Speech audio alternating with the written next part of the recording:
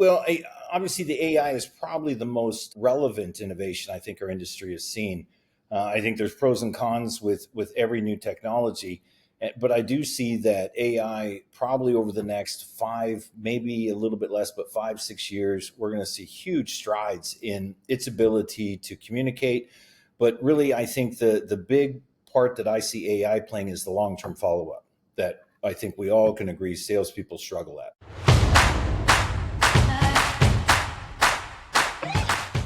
Guys, today we have another episode of BDC RX. I'm excited to get a chance to talk with Kevin, Ezekiel, Charles, and we're going to talk through a lot of things.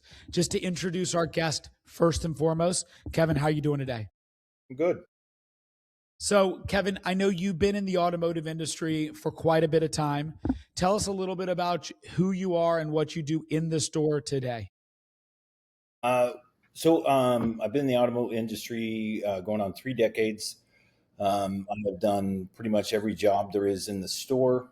At this point, what I have decided in my career, the part that I love the most is the technology aspect of it. And the thing I found that the higher you go up, the less interaction you have with customers. And that's really what got me in the industry back in the 90s. And it's the thing that I still look forward to today. And I find that that's kind of where my love is for the game, I suppose. So I run an internet department for a group here in Charlotte for a Honda store. And really it's just one of those things where I love all the new stuff that's coming in. I like trying all the new technology, and I really like some of the stuff. But I think that also the biggest part that I really enjoy is the interaction with the customer, because to me that really is the most important thing. Yeah, I would bet, Kevin, in your almost 3 decades, that hasn't changed that much, but almost everything else has. To your point, you said that what you're interested in outside of just talking to the customer day in and day out, which is the advancement of innovation in your dealership. What would you say is the thing that is the most innovative side of what you guys at your store are doing today that you never would have thought would come in when you first started doing this? Well, obviously, the AI is probably the most relevant innovation I think our industry has seen. I think there's pros and cons with every new technology, but I do see that AI probably over the next five, maybe a little bit less, but 5, 6 years, we're going to see huge strides in its ability to communicate. But really, I think the big part that I see AI playing is the long term follow up that I think we all can agree salespeople struggle at. Yeah. Charles, I know you run an AI company, and my understanding is that's the biggest use that the majority of your customers are using AI for today. Obviously, there's a lot of things it can do, but is that still right now the most common use for it on the sales side, Charles? I would agree with both of you. Yeah. So the biggest value that I'm seeing is like those conversations or those leads that dealers have spent millions of dollars getting over the years. Salespeople or BDC agents are really geared on focused on the hot stuff, the hot leads. But, as we know, consumers take some time to make decisions. Or let's say, you got a lead and that customer didn't purchase from you. Let's call it 2 years ago, 3 years ago. But at some point they were interested in something you had. They didn't buy from you. So the odds are high they probably bought somewhere else. We should probably be having a conversation with that potential opportunity. So right now in the dealership, we're not seeing those conversations happen. Therefore, that makes, huge sense and a lot of value when it comes to AI. So the long-term leads, the dormant leads is what I call them. We're seeing huge value there. Is that what you guys are using it for right now, AI, Kevin? Or are you using it for that plus more? No, so we just changed CRMs about 5 months ago, and the one we went to has active AI. So the AI initially reaches out to the consumer instantly and allows a funnel of information to then condense into a summary and then present it in the notes in the profile. So that's actually pretty helpful too, because as we all know, especially with an internet lead, time is valuable. And the faster you can get a hold of somebody while they're still online or while they're still looking at your inventory, I think is a huge breakthrough for us. So you're using it to help kind of gather the information you need to in consolidated, summarized way that allows you to pick up the phone faster and reach out to the customers, correct? Yeah, the AI obviously reaches out first through email and then text, and then if the consumer responds to those things, then it obviously puts together a summary. But obviously, the phone call needs to happen pretty quickly as well. So the way we've set it up is that if the salesperson is readily available, then they'll make the call. If not, then if a cohort is available, they'll go. If not, then I make the call. So every dealership I talk to tends to have their store set up differently. So maybe before I ask a few extra questions, setting the standard of how your store is set up. My understanding is you're an internet director, but when your leads come in, the sales floor is the one who's grabbing those leads and maybe a round robin capacity. Is that correct, Kevin? Yeah, I do a round robin to the sales group. Then they have a certain period of time to either handle that lead, which is making that phone call, or it will get processed to somebody else, or it'll go up for grabs, let's say, right? And then somebody who is sitting at their desk ready to process this customer can then jump on that lead. What is that time frame before it converts to somebody else? It's about 5 minutes, and I think it's still too long. I'm a big fan of 1 minute and maybe a minute 30. So, and a lot of people tell me that's unrealistic, but I don't really care who they are. The reality is that if you have salespeople just sitting there doing nothing, which I think we all can agree, there's always two coming, two going, two sitting there, trying to figure out what they're going to order for lunch, we can be more productive. And I think we can all agree the biggest struggle we have currently is unapplied selling time. What do you mean by that? What's unapplied selling time? What is that? When they're not actively focused on engaging with the customer, looking for a customer, handling wheel work, dealing with, calling sold customers, just not doing what you want them to do. They're basically sitting there watching cartoons on their phone or whatever the young people do, right? I mean, I don't know what they watch on their phone. All I know is they're looking at their phone. They're not looking at their computer. They're not on the phone, their desk phone, talking to a customer. So to me, they're just not doing anything. That's exactly what Zeke looks at on his phone all day long too. I mean, when I visited their office, I walked past this and he was looking at cartoons. So Zeke, let me ask you this, and I don't know if you know the answer to this question. Do you know the average call response time you guys have at worldwide on new leads that come in? Yeah, for the most part, we like to send it 2 minutes, but usually it's around 1 minute as well. Yeah, I think for us, one of the biggest things that we emphasize here, it's speed to lead, which is important. How do you create contact in the first place, right? That's half the battle, creating contact with the customer. And how do you build demand after that as well? But yeah, I think it's important because no one wants to be on a phone tree forever and just being held up. You call a dealership and they're just there.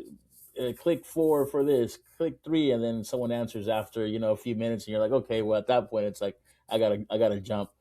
But I think I agree with Kevin. The speed to lead is very important. But for us, that's one of the biggest things we emphasize. The moment a lead comes in, how can we get it under 2 minutes? That's the threshold. Now, I know that I was about probably 8 months ago, I heard the statistic and it blew me away that if you don't get to that first call in under 5 minutes and connected to that customer under 5 minutes, that over 65% of those customers are gone and you will not get in contact with them after that. Now, Charles, I know that you guys have been piloting and maybe even advanced past pilot stage on a speed to lead process with your AI currently. Do you have analytics and data in regards to when is the ideal time to pick up the phone? When is the quickest to do it? The latest you should do it, where you see a huge drop off outside of that number that I just mentioned? So right now, currently, we're in beta with speed to lead, and we're really focused on tech. So initially, when we launched the company, we were very voice AI driven. But we see the value, to Kevin's point, on being able to text that customer. We're still working those kinks out, just mainly like analyzing how the conversation's happening, because every lead is different. You can't have like a generic type of approach to every single lead. So a car guru's lead or a credit lead is a different conversation. So we're analyzing that. But because we did start out at voice AI first, Our goal, our long-term goal is to be able to text, email, and then after a certain period of time, if we don't hear a response, they'll be able to make that call. And my apologies, I have someone, I don't know if you guys can hear that. I have the lawn people out there, but the overall goal is to text, email, and then to Kevin's point, like that's great, but like if salespeople aren't paying attention to those leads, are they calling the leads? So, with our long-term commitment of being able to do all three, is really going to fill that gap. Kevin, if in an ideal world, let's say you had a salesperson sitting at their desk, their phone was in their hand, they already had the area code dialed, and that lead comes in, would you rather a text, a call, or an email go out first? What would you prefer if you could control that without any issues? A phone call. Phone call. Okay. Me too.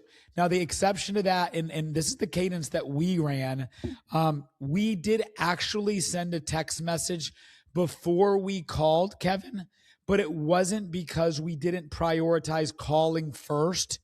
We would send a text and say, hey, this is Matt with XX dealership. You would ask for some information on X make, X model. I'm going to call you in the next 10 seconds. And then we would call immediately after that. But when we did that text on the year, make, model, on the lead they just submitted and saying we're going to call right away, and then called immediately after that, inside of 3 minutes, we saw our best connection rate.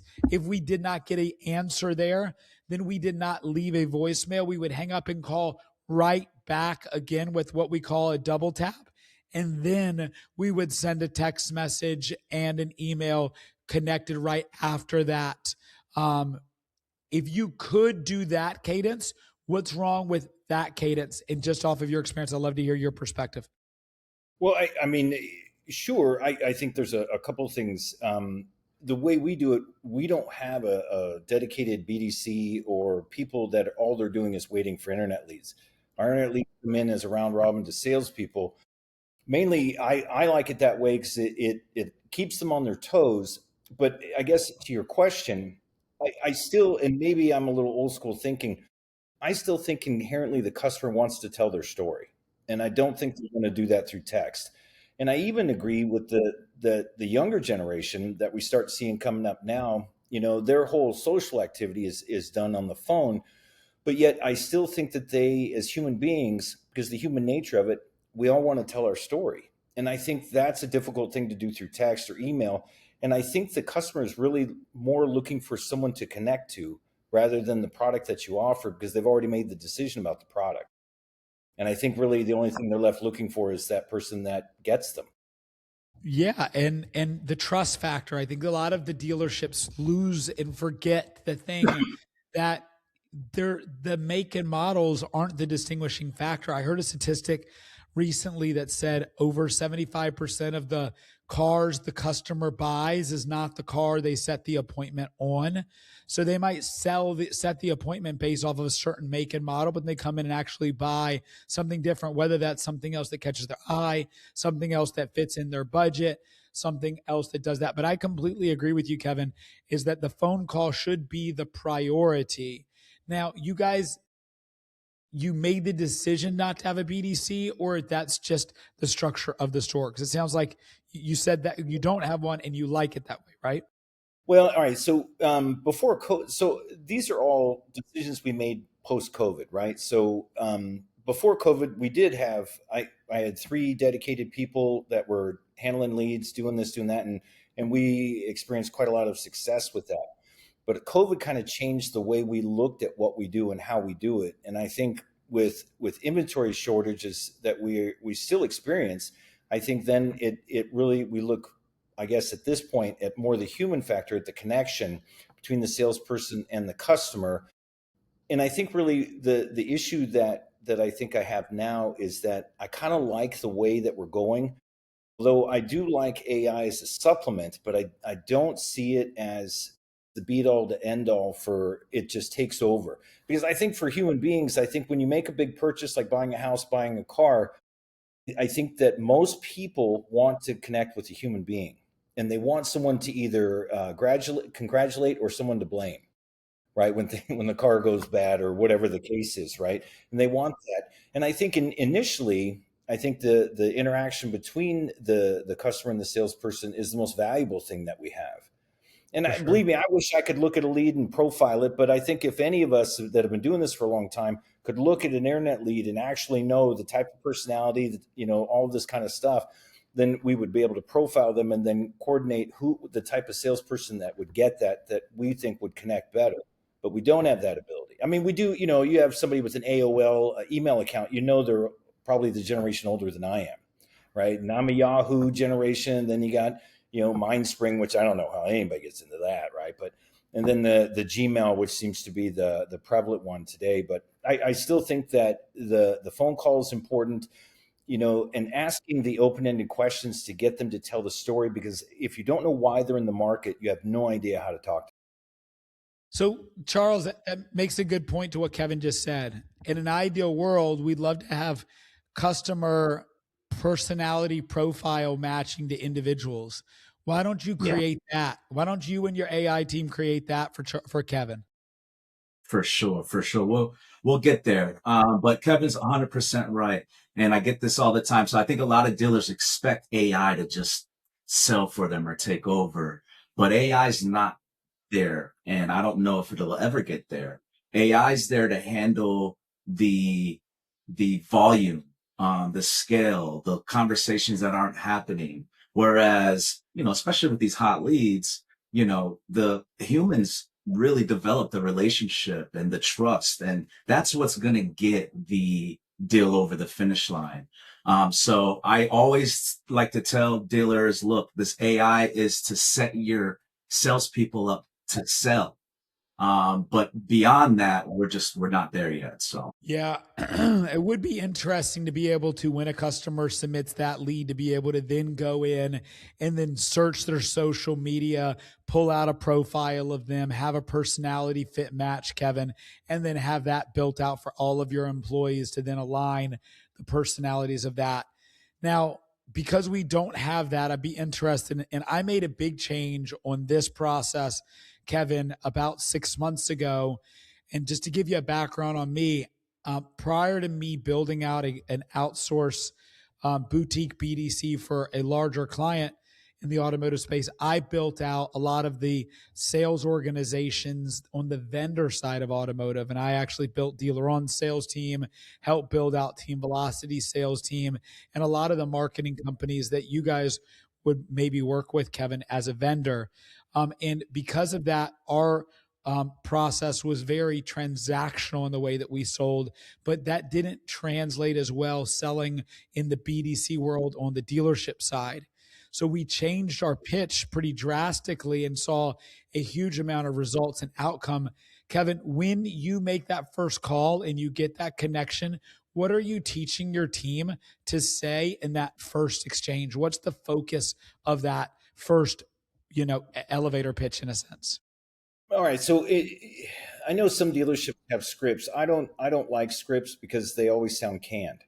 What I do is every time I get a new salesperson, they get a couple different pieces of paper. One is the first 3 days of how to handle an internet lead, everything that's step by step. But then the other one is a list of questions to ask people. And they might not seem the most logical questions, but I have found over my in my career that they're probably the most important. And some of them are just, hey, tell me a little bit about what got you in the market. How long have you been in the market? Right? Have you visited any stores? Have you had your vehicle professionally appraised recently? Right? Those things I think open up a whole new venue of getting them to tell you. I guess in the end, I would rather have an angry customer feeling emotion that I can make happy than an unemotional customer. Because in the end, the thing we all realize is that buying a car is not a logical decision, right? I mean, the reality is that if we were all logical, we'd all take the bus, I guess. I mean, I don't know how long it would take us all to get to work, but probably quite a while. But more importantly, though, it's a depreciating liability, right? And most of our customers, as we know, trade every 2, 3, maybe 4 years. So they still owe money on a car that runs perfectly well. So this is purely an emotional decision. But it matters whether you're dealing with somebody who just got in an accident, who's a little fearful, a little trepidation, and you got to kind of bring them along versus the guy who's got the ego because his neighbor bought a new car, and or he just got promoted, or she, or whatever the case is. And I think that those are the most important factors and the most important questions to ask people. And usually how I started out is I ask them if they're local. Regardless of what information I see in the lead they sent, I always say, hey, are you local? And then I start into things a little more, hey, are you from here originally?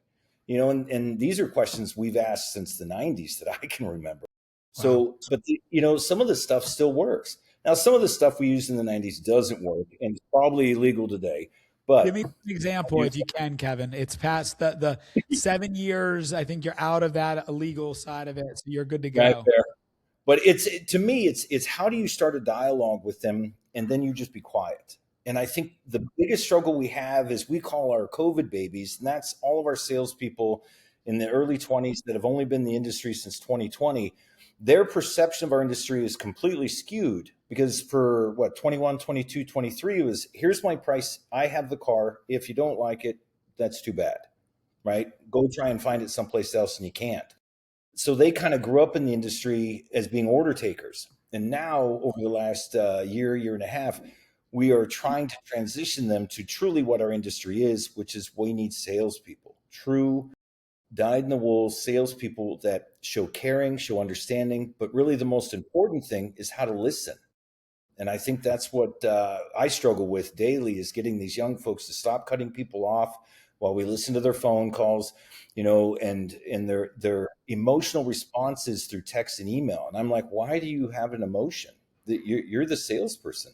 You should be creating an emotion. You should be cultivating their good feelings or whatever is going on, and then help answering questions. But getting them to tell their story is how we connect to each other.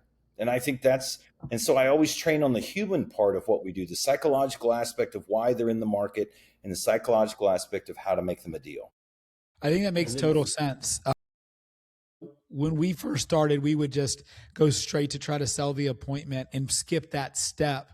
Evan, I know that I completely agree with you in not teaching scripts. I like to teach sales concepts, and I've been building and running a sales team for the past 15 years. And that's the exact same way I do it. Now, Ezekiel, I know that you guys train a lot of BDC reps at a high rate.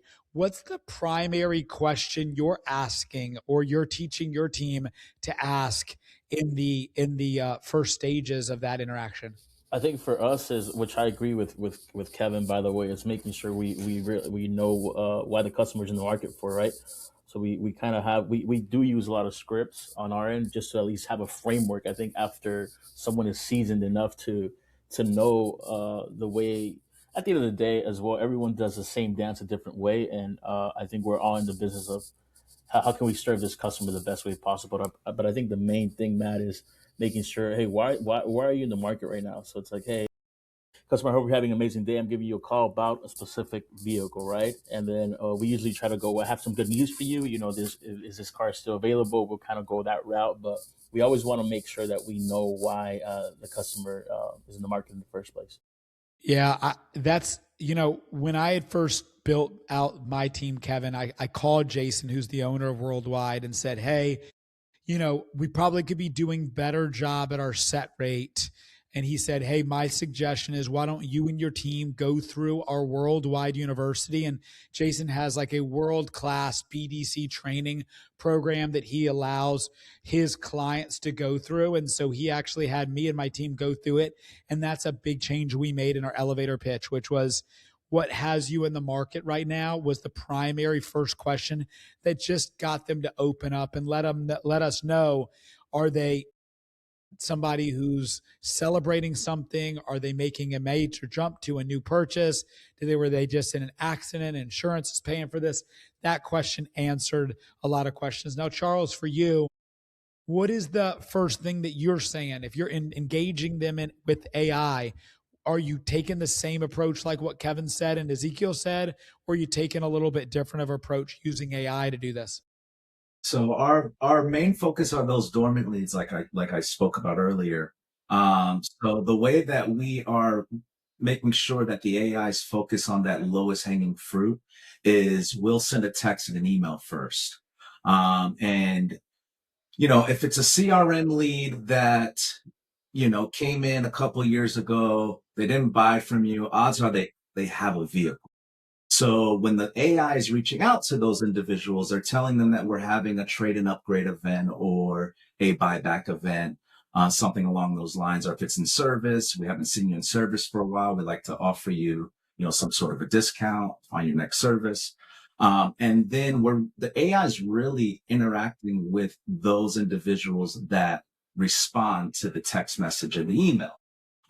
First off, we've just seen connectability rate just go through the roof versus just having the AI calling customers that customers don't recognize the number. So the connectability is just very low when you try to just spray and pray. So really the AI message is geared towards what the event is that we want to promote. And then it's only interacting with those customers that want to be interacted with. That makes total sense. So Kevin, I think you had mentioned this earlier. Leads come in, they're hot, your team attacks them. We talked about speed to lead. Let's say a lead falls off. We don't get connection. We called for 7 to 14 days. What happens after that for your store, Kevin? Is it they just gone? Or is there a re-engagement process? Do you put new people on old stuff? What do you guys do? Yeah, actually, we part of our process is that if you're not getting connected within 72 hours, then it's print those leads up or send a notification to your desk mate or somebody else, right? And what I do is I try and, like my older salespeople and younger salespeople, I try to get them to cross connect so that, because what one of my older salespeople is going to say is going to be different than what my 20 something's going to say. And the message they're going to leave is going to be different as well. So I do give them breakdowns of good voice messages to leave and things that might get them connected. But like anything else, as human beings, we're going to connect to things that we like to hear. We're going to connect to people's voice, their tone, their vernacular. And you just don't know that up front. So Charles, if you guys ever come up with something that figures that out, you let me know, right? Because that would be awesome. But I think, go ahead. Yeah, go ahead. Sorry. No, go ahead, Kevin. So, and for me, you got till day 3 to make contact. If not, I've already made, and I call every lead day 1 at the end of the day. So if we got a lead at 9 a.m., I'm calling that lead about 3, 4 in the afternoon. If it comes in around noon to 4, then I'm calling that lead around 6, 7. And then everything after that, I'll get with in the morning, just so they can hear my voice and what I'm saying. And the thing that I found is that I get a lot of connection back just for the fact that I let them know that, hey, I'm the manager here, right? And it's no different than when people are physically in the store. We are a TO store, and customers, I guess, are kind of climatized to this. They don't really tell a whole lot to the salesperson, like on a fresh up, until the manager comes in and starts talking about the numbers or working the deal.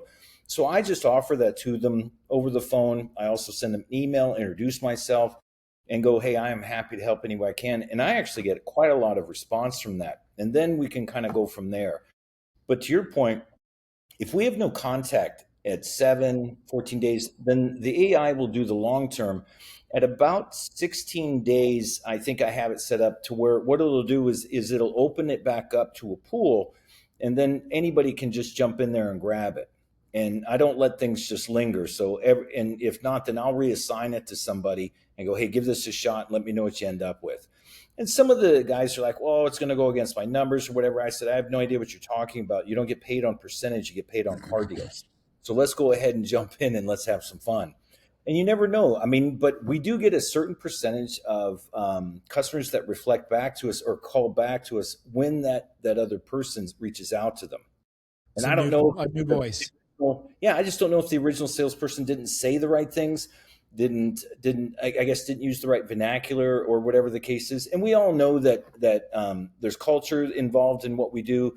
There's there's a difference between dealing with somebody from, let's say, New York versus somebody from North Carolina, right? There's just a different mode that they operate on. And I think that it's us to try and mirror that, or at least figure that out. And then I think they find a little more akin to be able to connect to us. Charles, you had some stuff you were going to say? Yeah. So one of the great things about what we've built is, to your point, Kevin, again, we're setting the salespeople up. So you're able to listen to the conversation and the appointment the AI had prior to your salespeople calling to really confirm that appointment, and then really bringing that relationship and trust aspect to that appointment.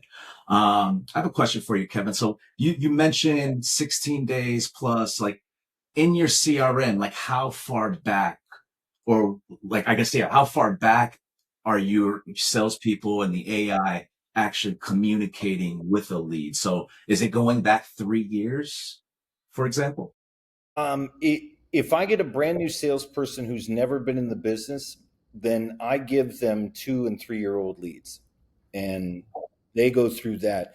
And since we do have new salespeople often, we actually get some. I would say some around 2, maybe 2.5% that will get deals out of maybe every 100 phone calls that they connect with or they make. So there is some of validity to those 2 3 year old deals or leads that maybe bought someplace else, but if they're in a 2 or 3 year cycle, if you can catch them just at the beginning of that, that is, and honestly, and listen to you, Charles, that's actually probably a powerful thing for just about any dealership to have, because I mean, I'm letting the newest person do it. And at that, I give them like paragraphs that they can talk about, right?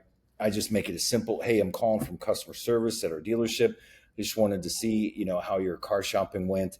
If you'd ever consider, just something very generic and very kind.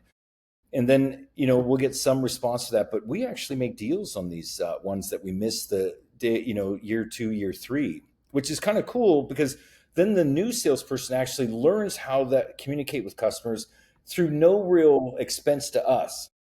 Because Yeah. obviously, and that's where I really dig the ROI on that aspect, because we already have the customer's information.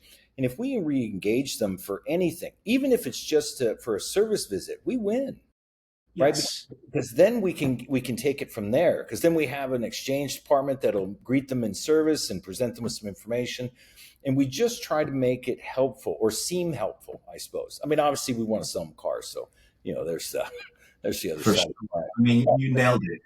I You think nailed it. And I feel like that's where the biggest value is right now, especially on our side of the fences. So you mentioned giving maybe 100 leads, but with AI, I'm giving it 6,500. So you can imagine how many more conversations are happening and how many more appointments, especially when it's only engaging with someone that wants to be engaged with.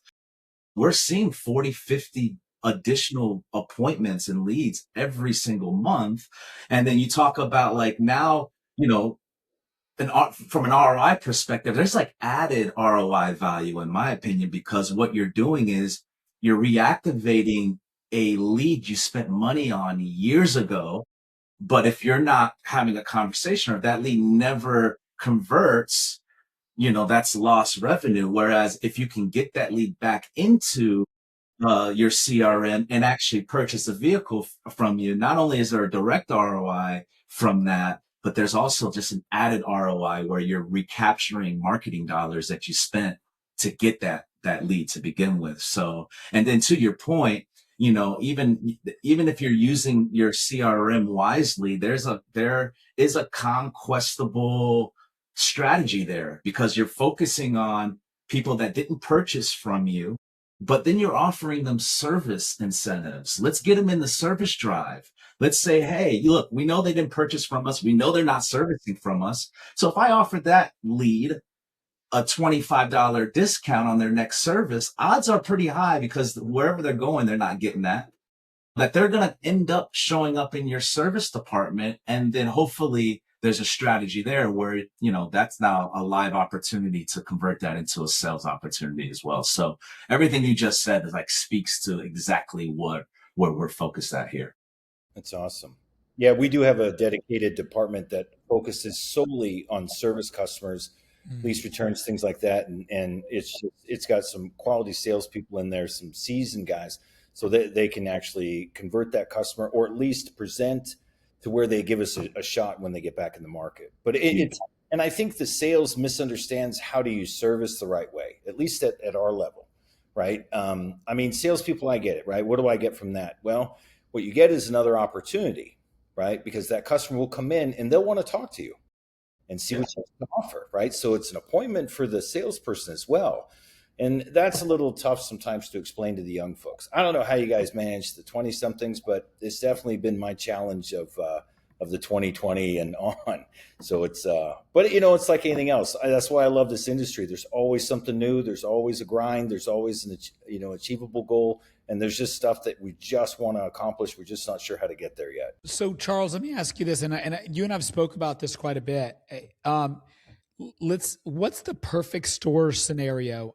A store that isn't following up after 90 days or after 6 months, and they're just letting all of those years and years and years of data just sit there without any activities. At least Kevin is putting some new guys on the calls and at least stirring something up.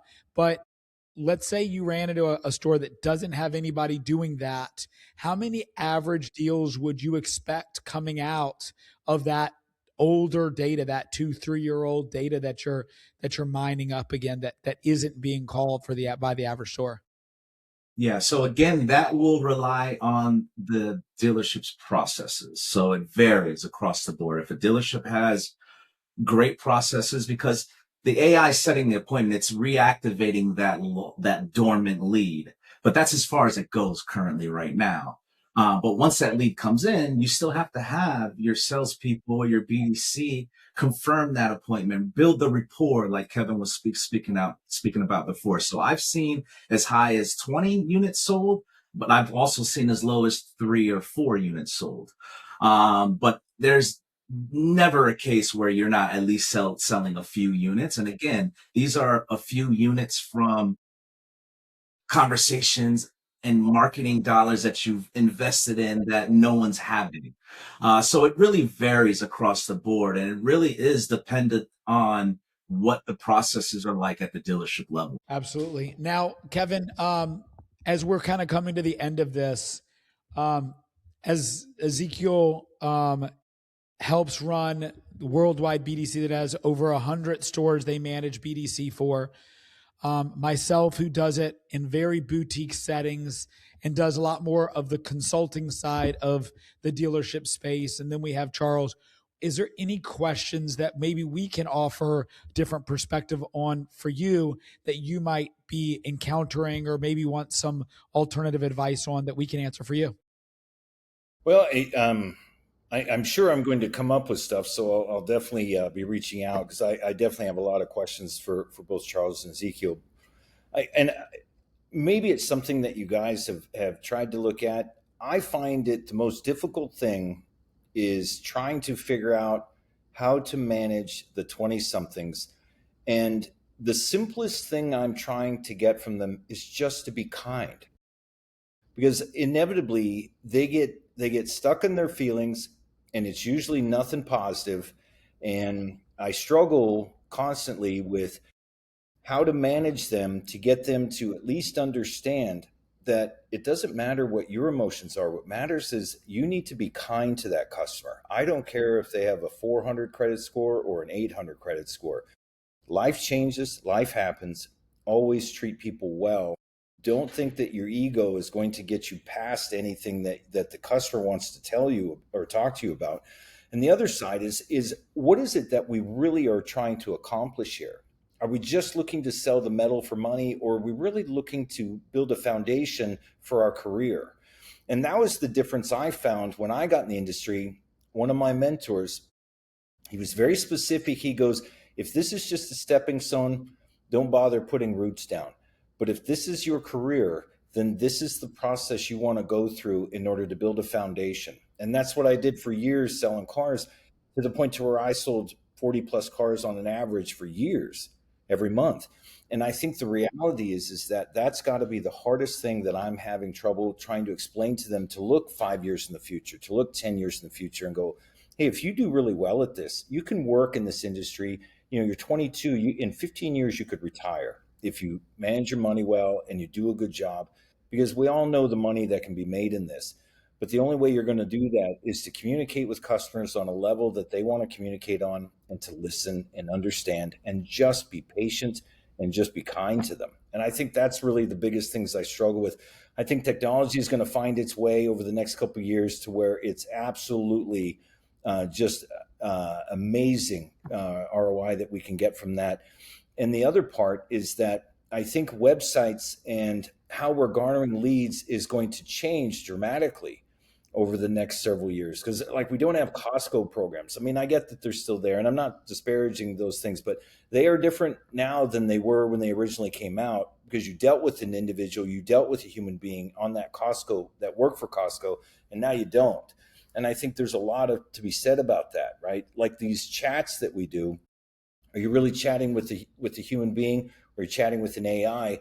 And I think the customers are getting kind of wise to that, because we're getting more and more customers asking us, "Are you a real person?" Now, I've been called an AI now, and I don't know, but I have my radio voice, right? Because clearly, you see, I have the face for radio, but and I kind of and I get my if I have a radio voice, it sounds great. and I had this lady literally tell me, "There's no way you're an AI." Or she kept saying, "I am an AI," and I said, "Ma'am, I'm really not an AI." I go, "What would you like to do? How about I hang up and call you back, right?" Or whatever. And it was just kind of those fun things. So I think it's important that we recognize that customers are getting smarter. They understand that AI is becoming more prevalent in everything that we do, and the more we can understand what AI does, what it's capable of, and how to actually utilize that in our dealership is going to be huge for us. And that's why I dig what you guys are doing. I really find that a sharing of understanding and how we all look at technology a little differently. Charles, you have your little foundation and the thing that you got your lane. Zico, you have your lane. Matt, you have your lane. I'm on the dealership level, so I kind of am behind a wall, let's say, because you guys get to see the world for so much more than what I see. And those are the things that I think are exciting is for groups of us to get together and have conversation and share ideas. And that way I can apply those to our level, and then even all the stores that we have in our group. Yeah. And let me touch on some of the things that you just mentioned that relates to like human capacity, right? Humans all have capacity levels, and I can only imagine what like a 20-year-old human capacity level is. And then I look at, okay, why are they maxing out on their capacity? And then I look at the type of leads you're giving them, those old dormant leads. Those are harder leads to work. Whereas giving someone that's with, experience enough to work the hot, in market leads. Maybe a solution is, how do I take those harder, longer term leads that I'm giving to my newer 20-year-old salespeople? How do I make that easier for them to work? And maybe the solution is, actually, it's not maybe, I know the answer.